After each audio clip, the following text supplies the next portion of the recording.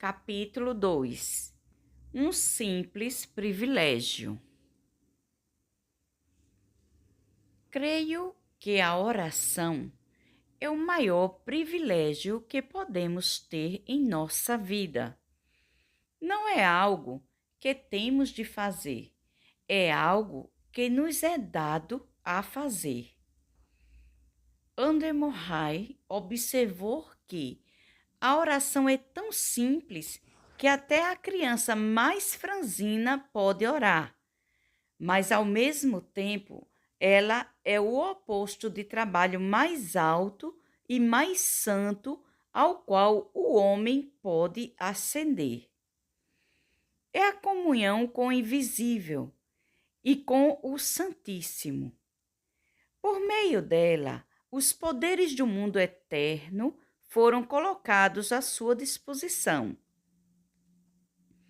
A oração é a maneira de sermos parceiros de Deus para ver seus planos e propósitos se realizarem em nossa vida e na vida daqueles a quem amamos.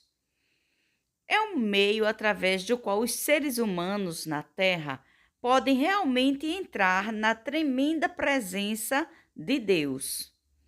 Ela permite que abramos o nosso coração para Ele, ouçamos a sua voz e saibamos como descobrir e desfrutar todas as grandes coisas que Ele tem para nós. Comunicar-se com Deus é realmente o maior privilégio que posso imaginar, mas esta obra elevada e santa é também o privilégio mais simples que conheço. Creio que a oração nunca foi destinada a ser algo complicado.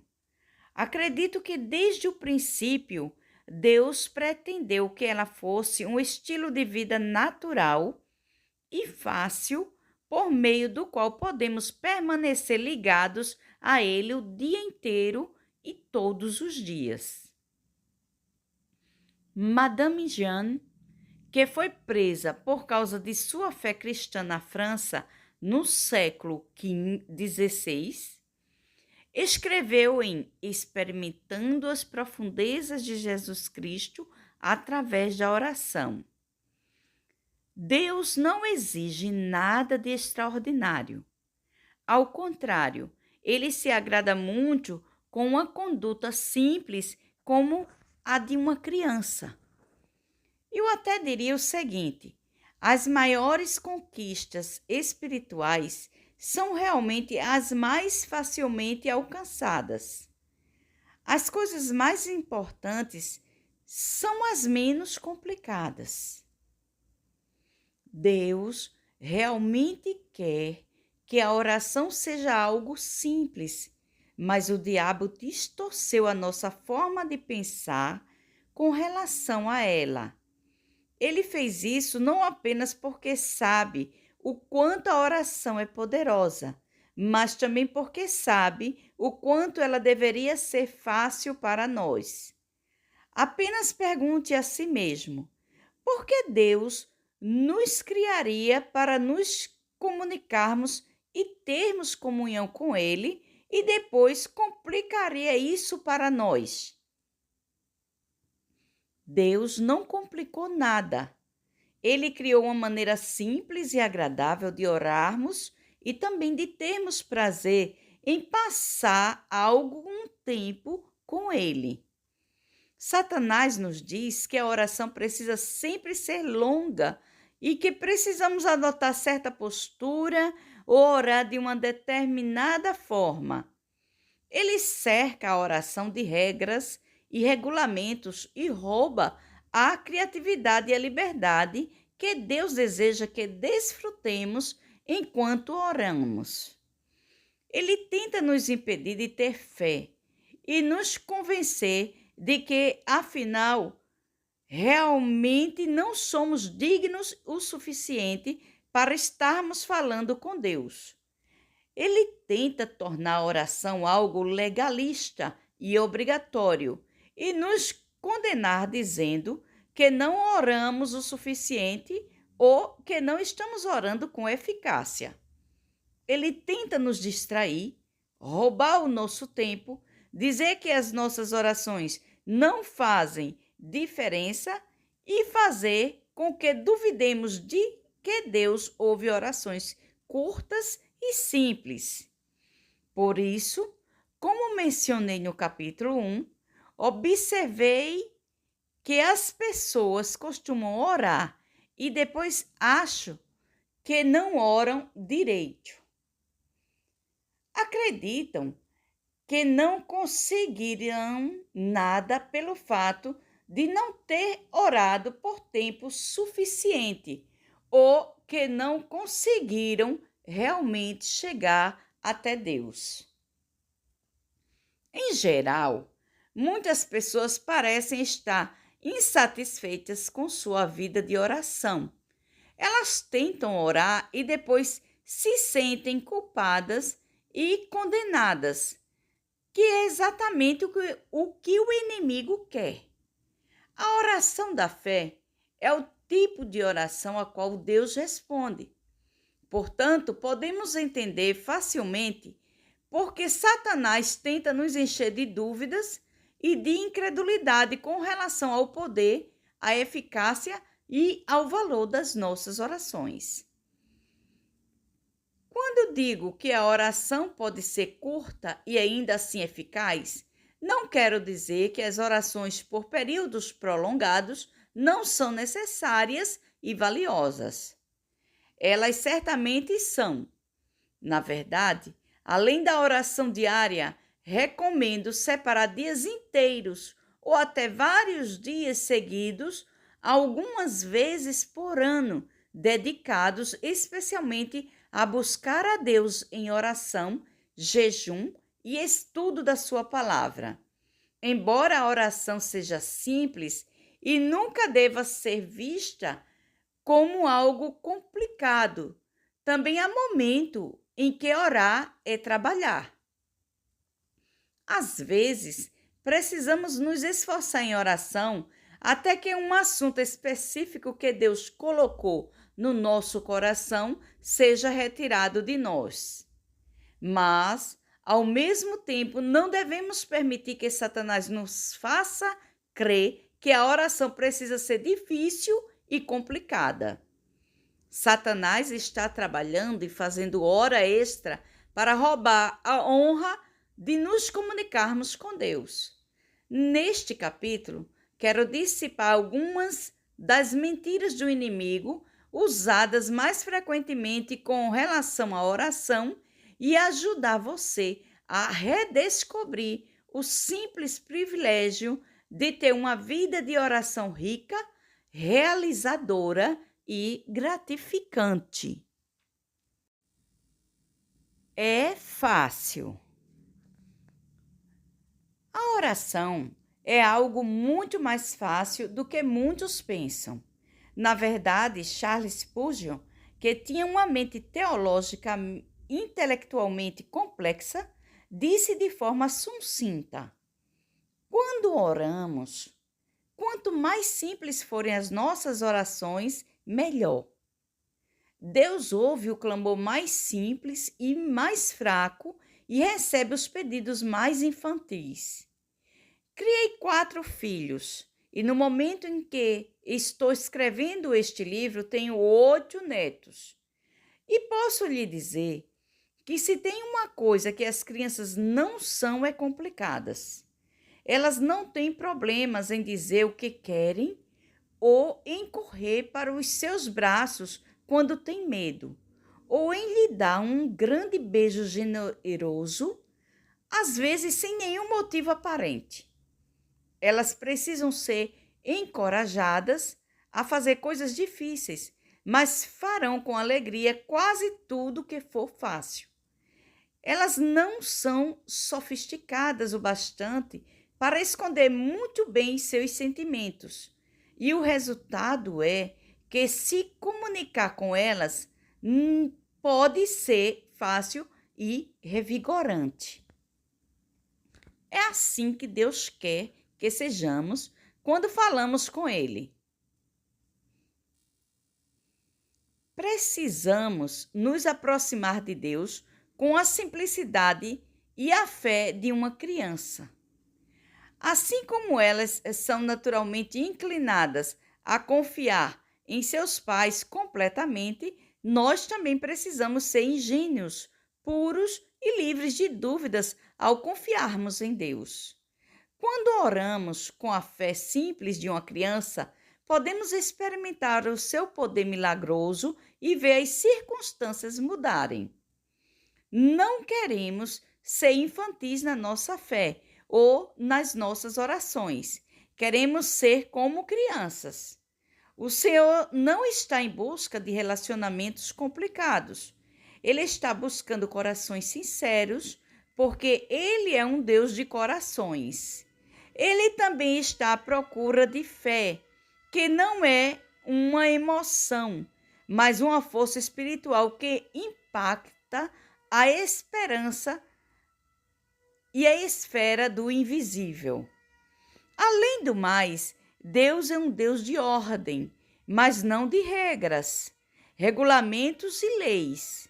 E Ele não quer que nos desgastemos tentando fazer orações longas e externas que não são dirigidas pelo Espírito ou que seguem uma fórmula ou exigem uma determinada postura. Isso seria legalista e o Espírito vivifica, mas a lei mata. Vê 2 Coríntios, capítulo 3, versículo 6. Quando seguirmos a direção do Espírito Santo, nossas orações serão cheias de vida. Não teremos necessidade de olhar para o relógio, decidirmos a cumprir um tempo determinado em que nos comprometemos a orar. Quando encaramos a oração como uma obrigação e uma tarefa da nossa própria carne, 5 minutos podem parecer uma hora, mas quando a nossa oração é vivificada pelo Espírito Santo, 1 hora pode parecer 5 minutos. Lembro-me de uma vez durante a minha jornada com Deus, quando Ele me desafiou a fazer um esforço para pedir a Ele o que eu queria e necessitava com o mínimo de palavras possíveis. Eu tinha um mau hábito de falar demais quando orava e continuava a orar sem parar, porque tinha a ideia errônea de que orações curtas não são boas orações. Precisamos aprender a começar com a ajuda do Espírito Santo e a terminar quando ele terminar, sem continuar orando na força da nossa carne, muito depois de o Espírito Santo já ter acabado, porque isso faz o tempo de oração parecer trabalhoso e desagradável. Aproximar-se de Deus com a fé simples de uma criança e ore enquanto você sentir a direção do Espírito de Deus para isso. Não é a extensão de nossas orações que as torna eficazes, mas a sinceridade e a fé que há por trás delas. A oração não precisa ser demorada. Talvez a maior mentira que Satanás conte às pessoas sobre a oração é que ela precisa demorar muito. Ela vai fazer você pensar que precisa orar por horas até ter orado de verdade. Mas estou lhe dizendo que a oração não precisa ser longa para ser poderosa. Ela também não precisa ser curta para ser poderosa. Na verdade, o tamanho das nossas orações realmente não faz diferença para Deus. O importante é que oremos como Ele está nos ensinando a fazer e que as nossas orações sejam dirigidas pelo Espírito, sinceras e acompanhadas por uma fé verdadeira. Aprendi a orar até me sentir plena e satisfeita em meu espírito. E isso demora mais tempo em alguns dias do que em outros. Acredito que podemos ficar tão emaranhados com as palavras que começamos a perder o poder das orações. Quero enfatizar novamente que, com certeza, não há nada de errado em se orar por um tempo mais prolongado. Como afirmei anteriormente, acredito que todos nós deveríamos separar momentos para orar mais demoradamente e que a nossa disposição em passar tempo com Deus ou falar dela determina o nosso nível de intimidade com Ele. Mas não acredito que precisamos nos esforçar para dedicar um determinado número de horas à oração, se isso está fora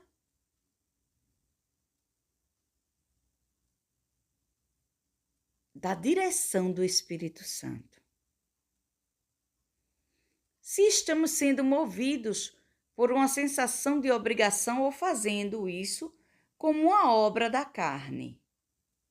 Se as questões da nossa vida realmente exigem que oremos por um período mais prolongado, então precisamos fazer isso. Mas não somos obrigados a fazer longas orações apenas para contar tempo. Quando Deus me desafiou a fazer meus pedidos a Ele com o mínimo de palavras possível, Ele estava simplesmente me pedindo para ser concisa e direta e depois ficar em silêncio. Quando fiz isso, foi inacreditável. O crescente poder que tomou conta da minha vida de oração. Até hoje, quando oro assim, sinto mais o poder e a presença do Espírito Santo do que quando faço uma oração interminável. Aprendi que algumas das orações mais poderosas e eficazes que posso fazer são mais do tipo: obrigado, Senhor. Ó Deus, preciso da tua sabedoria. Dá-me força para continuar, Senhor. Ou eu te amo, Jesus. E talvez a mais poderosa de todas, socorro. Você percebe? Apenas algumas poucas palavras nos ligarão com o céu quando clamarmos ao Senhor para agir em nosso favor. Deixe-me dar um exemplo de uma oração rápida e eficaz. Certa vez, Dave e eu ficamos em nossa casa, no lago, para que eu tivesse um tempo de silêncio e sem interrupções para terminar de escrever um livro. Enquanto estava ali, nossos vizinhos chegaram com vários adolescentes que tocavam uma música muito alta. Em vez de cair de joelhos, dizendo ao Senhor quanto meu livro era importante e como ele poderia ajudar milhões de pessoas e o quanto eu estava me esforçando para concluí-lo e como aquela música era perturbadora, eu disse simplesmente: Senhor, essas pessoas têm o mesmo direito de desfrutar da sua casa, ao lago, quanto nós de desfrutarmos da nossa. Mas tu poderias dar um jeito para que eu tenha um pouco de paz e silêncio para poder me concentrar no trabalho que estou fazendo para ti? Menos de um minuto depois de eu ter feito essa oração simples, a música silenciou. Não tive de implorar, nem de entrar em um pleito pela minha necessidade. Não precisei amarrar demônios, nem guerrear no espírito. Só precisei pedir. Uma simples e curta oração abriu a porta para Deus trabalhar. Olhei durante cerca de 5 segundos e Deus respondeu imediatamente. Jesus conhecia o poder de uma oração simples e curta. Quando ensinou sobre a oração durante o Sermão do Monte, ele disse: e quando orarem, não fiquem sempre repetindo a mesma coisa, como fazem os pagãos. Eles pensam que por muito falarem serão ouvidos. Mateus, capítulo 6, versículo 7. Na verdade, ao longo de toda a Bíblia, encontramos algumas orações incrivelmente breves, mas tremendamente poderosas. Algumas delas estão relacionadas a seguir. Moisés orou: agora, pois, se achei graça aos teus olhos, rogo-te que me faças saber neste momento o teu caminho. Êxodo, capítulo 33, versículo 13, parte A. Moisés também clamou por sua irmã: ó Deus, por misericórdia, conceda-lhe cura. Números, capítulo 12, versículo 13. O salmista suplicou: compadece-te de mim, Senhor, porque me sinto atribulado. Salmos 31, versos 9, parte A. Elias orou: ó Senhor, meu Deus, faze voltar à vida este menino. 1 Reis, capítulo 17, versículo 21, parte B. Jabez clamou ao Senhor: ó, que tu me abençoes muitíssimo e alargues o meu território, que a tua mão seja comigo e que tu me guardes do mal, que eu não cause dor. 1 Crônicas, capítulo 4, versículo 10. Jesus disse: Pai, perdoa-lhes, pois não sabem o que estão fazendo. Lucas, capítulo 23, versículo 34a. O apóstolo João orou por seu amigo: amado, oro para que você tenha boa saúde e tudo lhe corra bem, assim como vai bem a sua alma. 3 João, capítulo 1, versículo 2. Se Deus quisesse que as nossas orações fossem sempre extensas e prolongadas, realmente creio que Ele teria colocado orações assim na Bíblia. Ele sempre nos dá exemplos de orações nas Escrituras e muitos deles são curtos e concisos. O inimigo é quem nos diz que precisamos orar por horas e depois faz com que nos sintamos culpados quando não fazemos isso.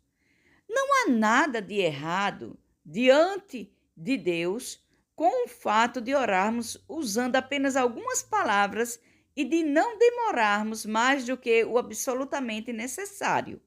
Lembre-se do que Jesus disse: não acumulem frases, multiplicando palavras, repetindo as mesmas coisas sem parar. Mateus capítulo 6, versículo 7. Se você acha que as suas orações precisam ser longas para terem eficácia, espero que agora se sinta aliviado desse fardo. O poder das nossas orações não depende de forma alguma do tempo que levamos orando. Não há correlação entre quantos minutos ou horas oramos e o fato de Deus nos ouvir ou não. Apenas uma palavra dita a Ele com fé, partindo de um coração sincero, pode alcançar o seu coração e mover a sua mão. A oração não precisa ser complicada. Outra mentira que o inimigo diz às pessoas é que orar é complicado e difícil. É preciso seguir um determinado método ou ordem. Só podemos orar por algumas coisas. É melhor não sobrecarregarmos Deus pedindo demais. É preciso tomar cuidado com o que pedimos e que temos de compreender plenamente a vontade de Deus antes de orar, para não fazermos isso fora da sua vontade.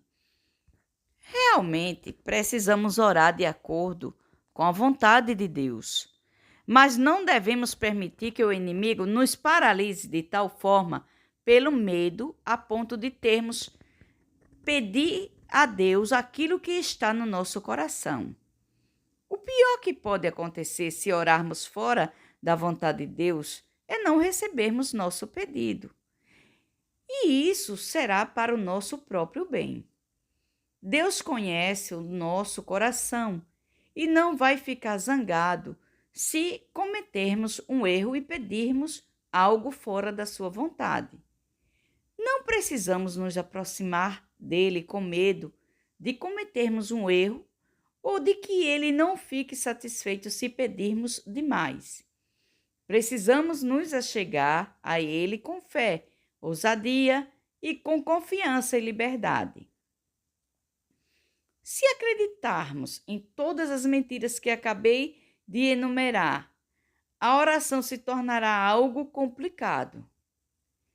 Mas se nos recusarmos a abrigar os pensamentos com que o inimigo tenta nos amarrar e rejeitarmos as ideias que complicam nossa oração, poderemos abraçar a sua simplicidade.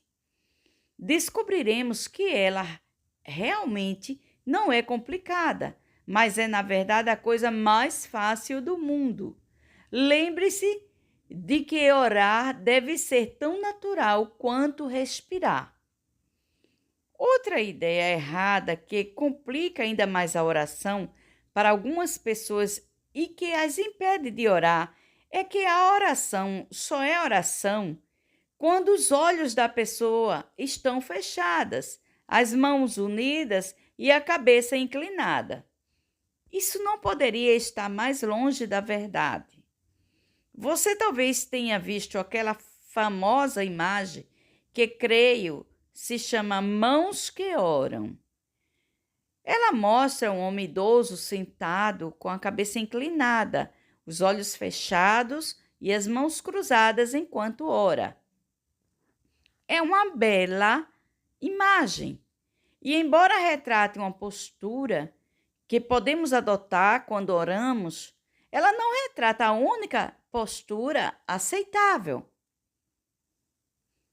Tenho a tendência de orar com os olhos fechados, simplesmente porque consigo me concentrar melhor assim, não porque ache que estaria quebrando uma regra da oração se meus olhos estivessem abertos.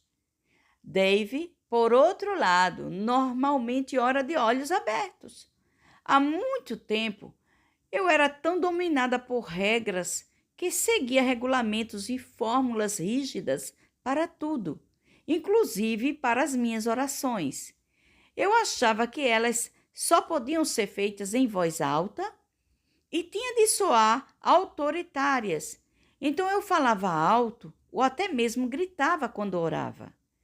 Eu também andava enquanto orava, mas ainda acreditava na regra dos olhos fechados, de modo que muitas vezes, enquanto andava, eu batia em uma parede ou tropeçava em um móvel enquanto estava orando em altos brados. Às vezes me pergunto se o próprio Deus não ria carinhosamente ao ver o quanto eu era imatura e legalista. Enquanto isso, Dave ficava sentado em uma cadeira com os olhos abertos, olhando pela janela, tendo comunhão com o Senhor de uma forma calma e genuína. Seus lábios mal se moviam e ele certamente não gritava nem mesmo falava alto. Quando eu abria os olhos por tempo suficiente para dar uma olhada nele, eu pensava: você não está orando. Você nem está de olhos fechados. Mas, naturalmente, Dave estava orando e eu estava simplesmente julgando. Na verdade, era eu quem estava sendo enganada, acreditando que não estaria realmente orando se não obedecesse às regras. Minhas convicções erradas tinham complicado a oração para mim e roubavam a alegria que Deus queria que eu tivesse enquanto orava. A Bíblia diz: peçam e receberão, para que a alegria de vocês seja completa. João, capítulo 16, versículo 24. Isso não me parece muito complicado. Bem, existem as pessoas que podem apoiar ou não a ideia dos olhos fechados. Mas há ainda outro fator. Não pense que a oração só é realmente oração se for feita de joelhos. Isso realmente complicaria a oração para mim, porque meus joelhos doem quando fico ajoelhada por mais de alguns minutos. Se eu orasse nessa posição, acabaria pensando no quanto meus joelhos estão doendo e não me concentraria em falar com Deus. Tenho uma amiga que fica ajoelhada por horas e quando a vejo orando, ela parece muito espiritual.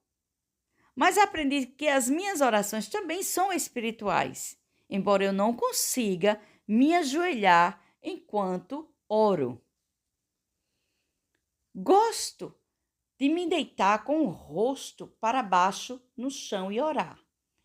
Isso me ajuda a deixar tudo mais de lado e me sentir como se estivesse a sós com Deus.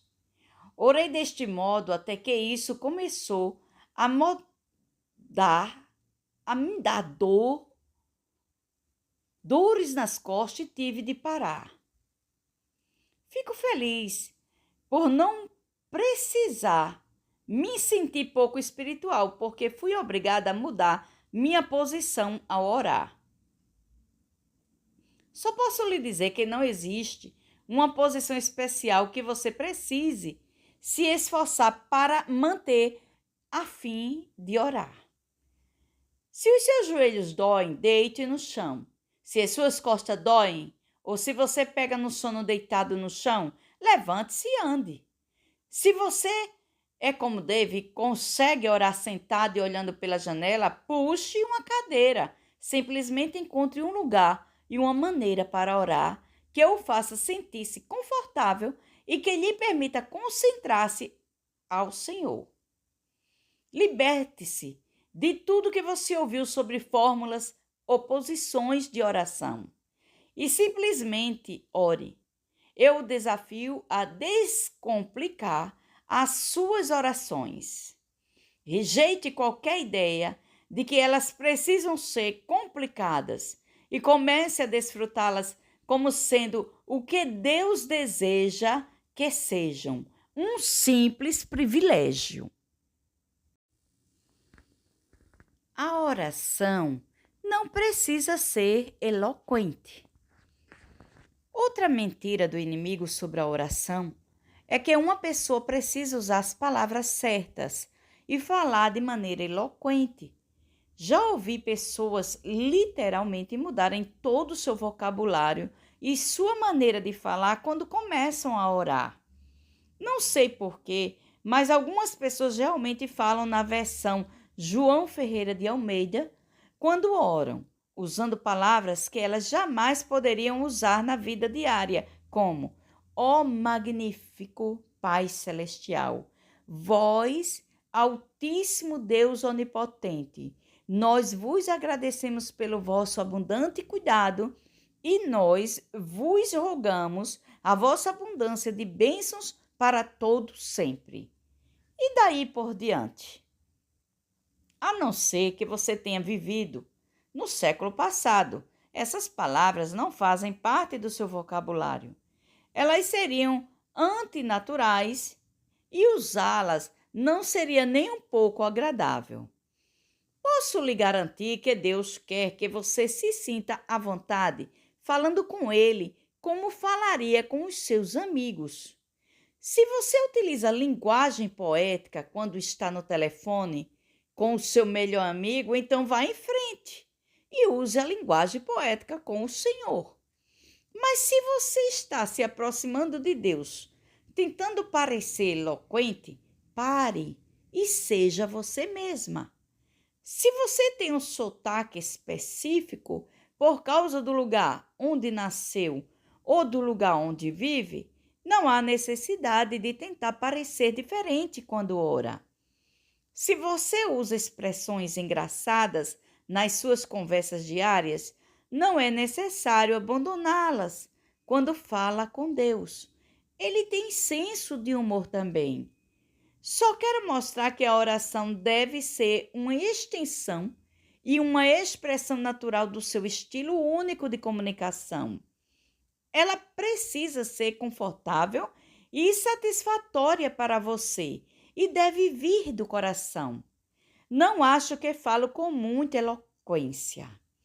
Você pode achar que sua maneira de se comunicar não é muito sofisticada também. Eu não me preocupo mais com a maneira como falo quando oro. Simplesmente digo ao Senhor o que está em meu coração. E digo isso de maneira que é simples, clara e direta. É assim que falo com meu marido. É assim que falo com meus filhos. É assim que falo com as pessoas com quem trabalho.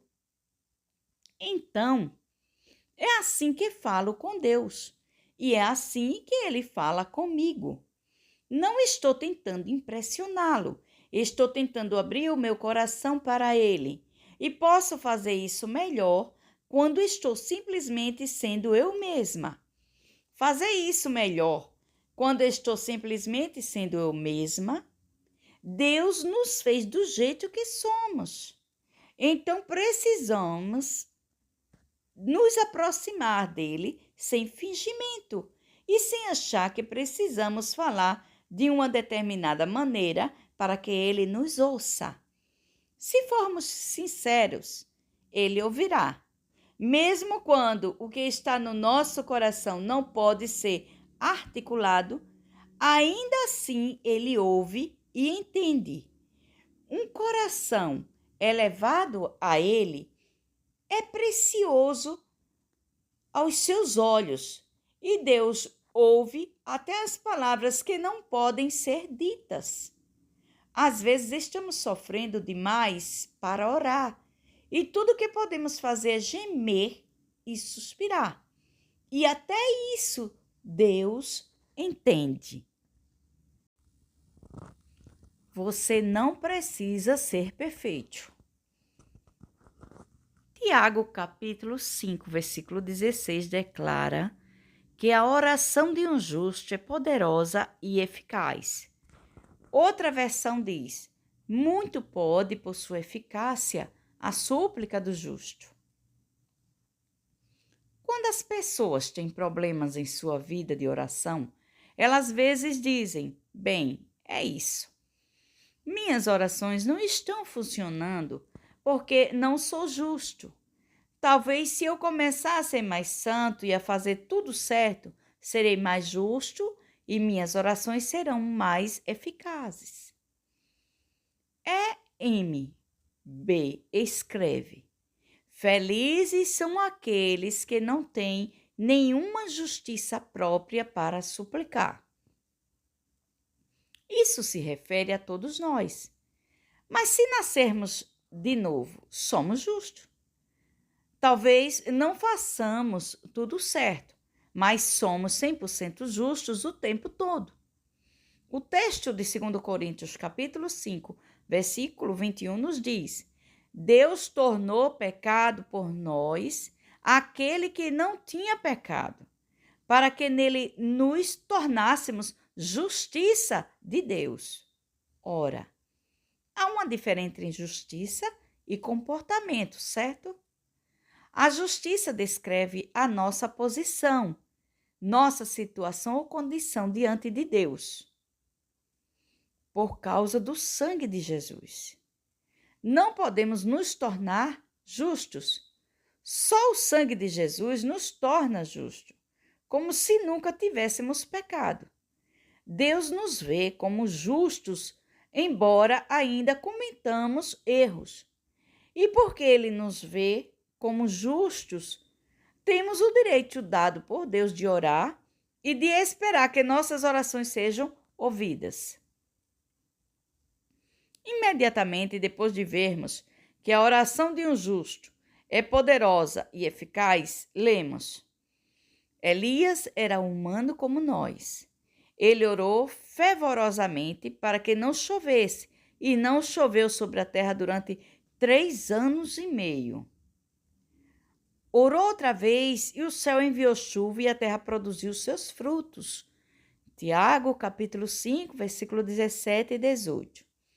Estes comentários sobre Elias não parecem se encaixar no ensinamento de Tiago sobre a oração nos seus escritos sobre levar as pessoas do erro à verdade, não é?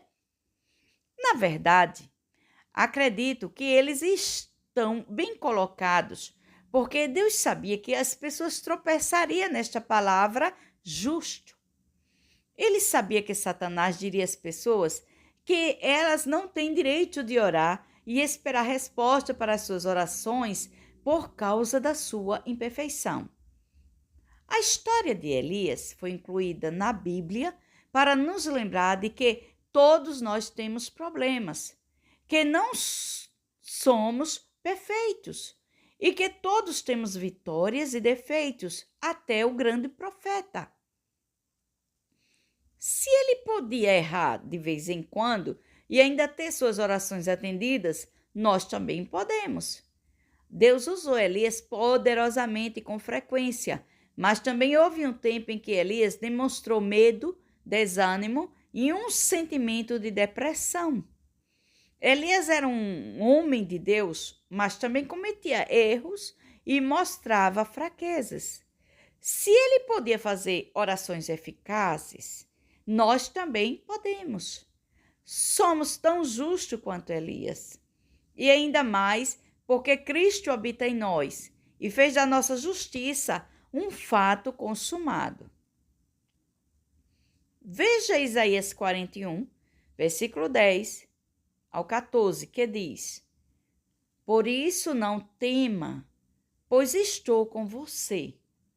Não tenha medo, pois sou o seu Deus. Eu o fortalecerei e o ajudarei. Eu o segurarei com a minha mão direita vitoriosa. Os que guerreiam contra você serão reduzidos a nada, pois eu sou o Senhor, seu Deus, que o segura pela mão direita e lhe diz: Não tema, eu o ajudarei. Não tenha medo, ó verme Jacó, ó pequeno Israel, pois eu mesmo o ajudarei, declara o Senhor, seu Redentor, o Santo de Israel. Essa passagem realmente me encoraja e espero que encoraje você também. Quando começamos a ler o versículo 10, pensamos: uau, deve estar falando a pessoas que realmente têm tudo em cima. Ele está falando com pessoas super justas, que realmente sabem das coisas. Mas ele não está. Na verdade, Deus está dizendo: você não precisa viver com medo. Eu estou com você.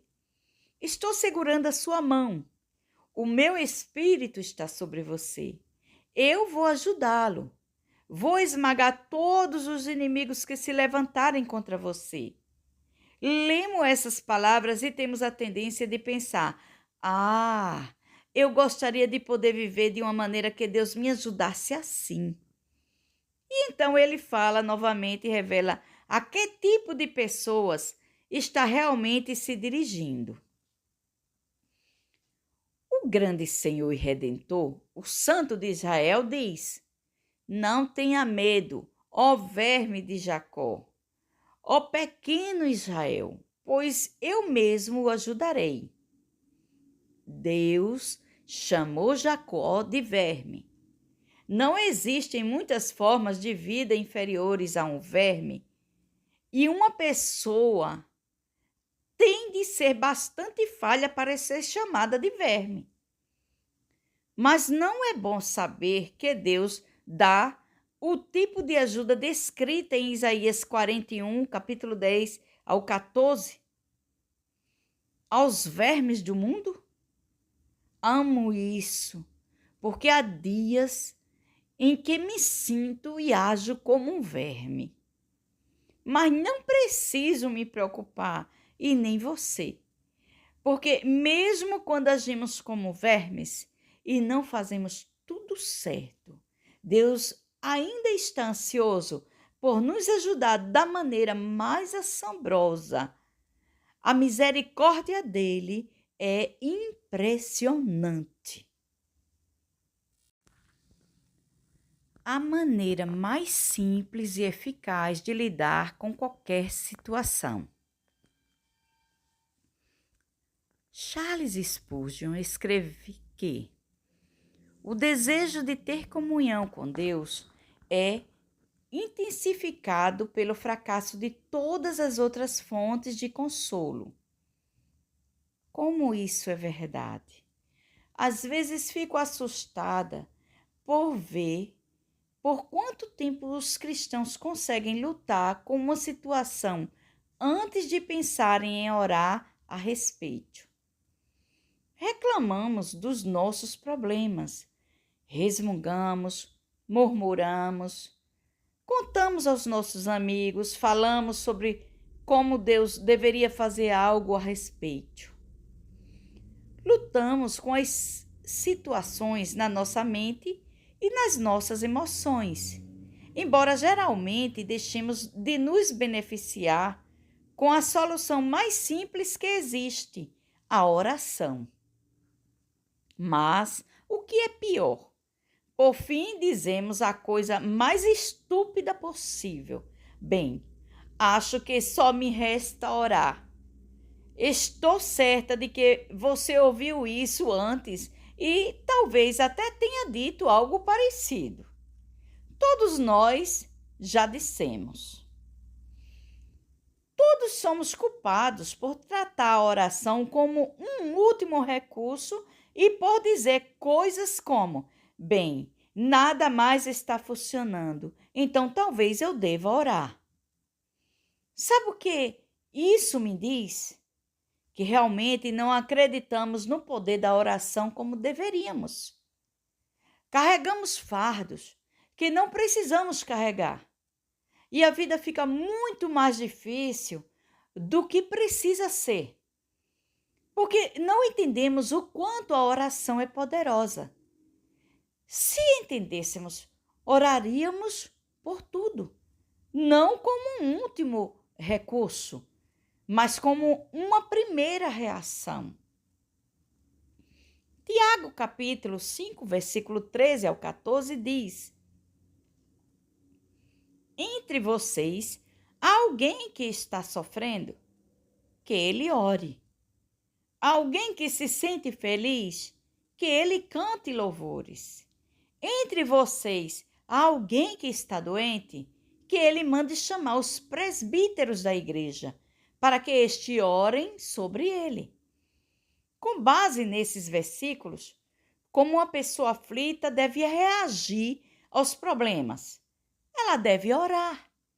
Uma solução muito simples de 3 palavras. Ela deve orar. A Bíblia não nos dá 25 parágrafos sobre o que precisamos fazer. Ela diz simplesmente que ele ore. Portanto, quando tiver um problema, ore. Quando tiver uma necessidade, ore. Quando alguém feriu os seus sentimentos, ore. Quando for ofendido, ore. Quando estiver doente, ore. Quando estiver vontade de desistir, ore. Quando alguém que você ama estiver sofrendo, ore. Quando estiver desanimado, ore. Quando não souber o que fazer, ore. Seja qual for a situação em que se encontra, você deve orar. E ore antes de fazer qualquer coisa. Certa vez, um dos meus familiares fez uma coisa que realmente me machucou. E eu me senti rejeitada por isso. Depois que a situação aconteceu, eu estava sentada no carro e senti tanta dor em minha alma que disse simplesmente: Deus, você precisa me consolar. Preciso que o Senhor me console. Não quero me sentir assim. Não quero ficar amargurada. Não quero desenvolver ressentimento. Já fui ferida por essa pessoa antes e não quero nem permitir que isso me incomode. Mas estou com dificuldade em lidar com isso e preciso da sua ajuda. Sabe o que aconteceu?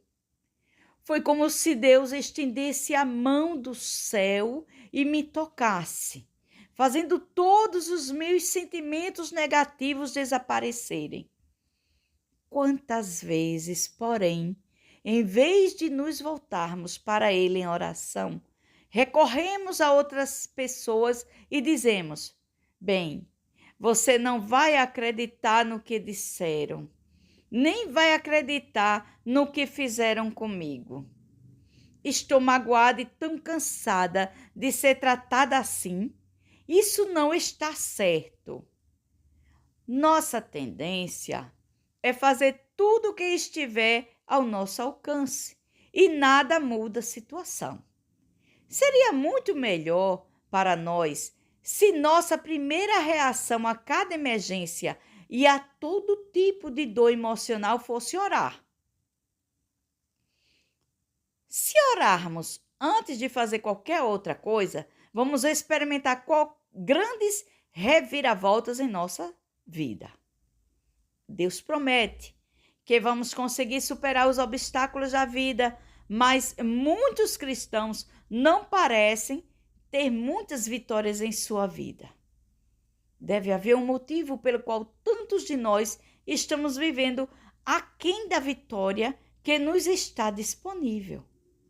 A Bíblia diz que Deus faz com que triunfemos em todas as situações por intermédio de Cristo. Vê 2 Coríntios, capítulo 2, versículo 14. Então precisamos andar em triunfo, exibindo um estímulo de vida realmente vitorioso ao mundo e fazendo com que as pessoas tenham fome daquilo que nós temos. Creio que elas vão querer o que temos, se formos os crentes que Deus espera que sejamos.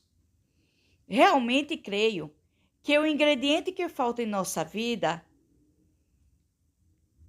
em nosso testemunho, é o poder que há na oração em larga escala. Sim, se as pessoas oram, existem grupos de oração nos bairros e reuniões de oração nas nossas igrejas, e existem momentos espontâneos de oração que acontecem nos bares e nos campos de futebol e pelo telefone. Mas agora estou falando sobre a nossa vida particular de oração. Não estou incluindo todas as situações que já se caracterizam como necessidade de oração. Crises nacionais, acontecimentos atuais, desastres naturais, guerras ou os muitos pedidos de oração extremamente graves que recebemos por e-mail. Estou me referindo aos problemas que acontecem em nossa vida e no que acontece conosco. Estamos orando por todas essas situações? Estamos orando especialmente por aquelas a respeito das quais sabemos que não podemos fazer nada? Se a nossa primeira reação for orar, veremos o poder de Deus entrar em nossa vida de uma maneira que nos deixará de boca aberta de espanto. Ao encerrarmos este capítulo, deixe-me dar apenas um exemplo de uma família cuja primeira reação não era orar. Uma de nossas netinhas costumava acordar no meio da noite, todas as noites, gritando a plenos pulmões. Ela era uma criança muito enjoada para comer. Então, imagina que ficava com fome depois que ia dormir. Durante 2 anos e meio, ela acordava e gritava, e acordava o restante da família. Durante aquele período, ninguém em nossa casa teve uma boa noite de sono. Todos nós sabíamos o que estava acontecendo e reagimos dizendo: puxa vida, isso é uma pena. O que está acontecendo com ela? Bem, talvez devêssemos fazer isso ou talvez devêssemos fazer aquilo. Então, olhávamos um para o outro e dizíamos: o que você acha que devemos fazer?